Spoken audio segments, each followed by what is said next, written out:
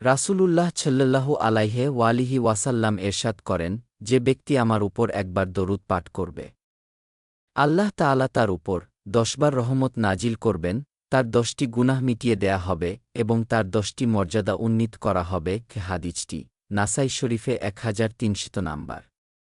নাসাই শরীফের ১৩৭৭ নাম্বার হাদিসে আরও এসেছে, জুমুয়ার দিনে রাসূলুল্লাহ সাল্লাল্লাহু আলাইহি ওয়াসাল্লামের প্রতি বেশি বেশি দরুদ পাঠ করার জন্য আমাদের সকলকে নির্দেশ দেওয়া হয়েছে। সুতরাং আসুন জুমার দিন বেশি বেশি দরুদ ও সালাম পাঠ করি। কোনো উর্দু শায়ের যথার্থই বলেছেন, যার অর্থ হয়, দরুদ পাঠ করে মিলবে সওয়াব, সালাম পাঠালে আসবে জবাব। আলা আল হাবিব।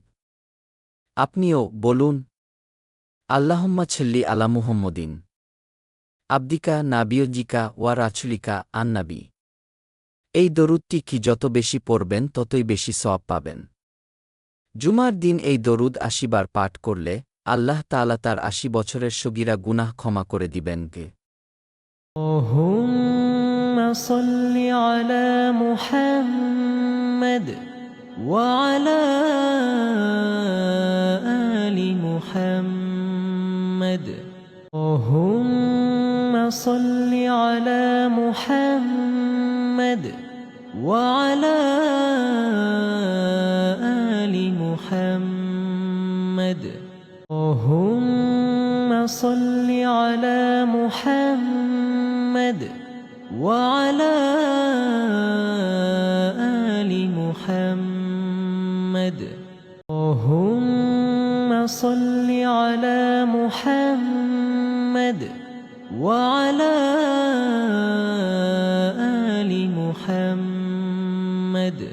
اللهم صل على محمد وعلى